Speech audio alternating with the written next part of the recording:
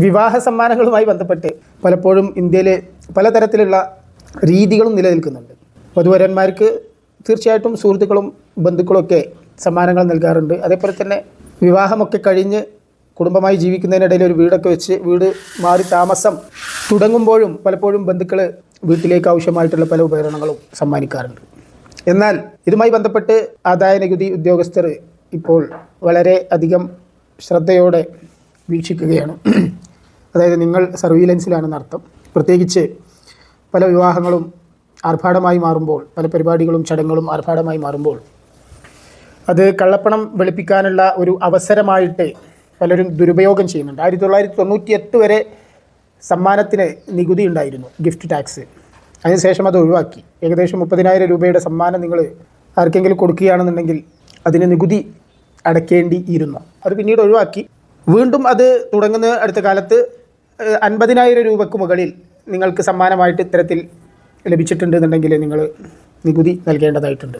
അപ്പോൾ പറഞ്ഞു വരുന്നത്, ഇനി മുതൽ ഇത്തരത്തിലുള്ള വിവാഹങ്ങളായാലും മറ്റ് ചടങ്ങുകളായാലും ഹൗസ് വാമിംഗ് പോലുള്ള മറ്റു ചടങ്ങുകളായാലും അമിതമായിട്ട് സമ്മാനങ്ങൾ കൈപ്പറ്റുന്നവരും നൽകുന്നവരും പ്രത്യേകമായിട്ട് ശ്രദ്ധിക്കേണ്ടതായിട്ടുണ്ട്.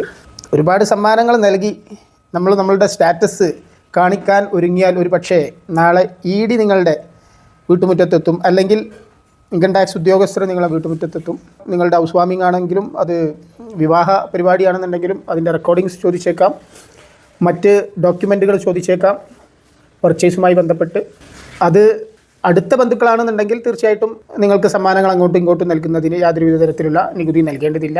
അതായത് ഉപ്പമകനും അല്ലെങ്കിൽ മരുമകൾക്കും മരുമകനൊക്കെ നൽകുന്ന, അല്ലെങ്കിൽ മകൾക്കും മകനൊക്കെ നൽകുന്ന തരത്തിലുള്ള ഗിഫ്റ്റുകളൊക്കെ ഇത്തരത്തിലുള്ള പ്രയാസങ്ങളൊന്നും ഉണ്ടാക്കില്ലെങ്കിലും പലപ്പോഴും അത് നിങ്ങൾക്ക് ഗിഫ്റ്റായിട്ട് സ്വീകരിച്ച്, ഇപ്പോൾ ഓർണമെൻറ്റ്സിൻ്റെ കാര്യം തന്നെ നമുക്ക് പറയാം.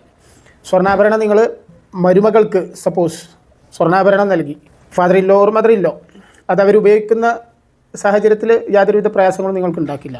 പക്ഷേ അത് നിങ്ങൾ വിറ്റ് കഴിഞ്ഞാൽ അതിൻ്റെ മൂല്യം ഏകദേശം സംശയാസ്പദമായിട്ട് തോന്നുകയാണെങ്കിൽ, അല്ലെങ്കിൽ അത് ആദായ ഉദ്യോഗസ്ഥർക്ക് പരിശോധിക്കേണ്ടതായിട്ടുണ്ട് എന്ന് തോന്നുകയാണെങ്കിൽ, ആരാണോ നിങ്ങൾക്ക് ആ ഓർണമെൻറ്റ്സ് സമ്മാനിച്ചത് അവരതിൻ്റെ സോഴ്സ് വെളിപ്പെടുത്തേണ്ടി വരും.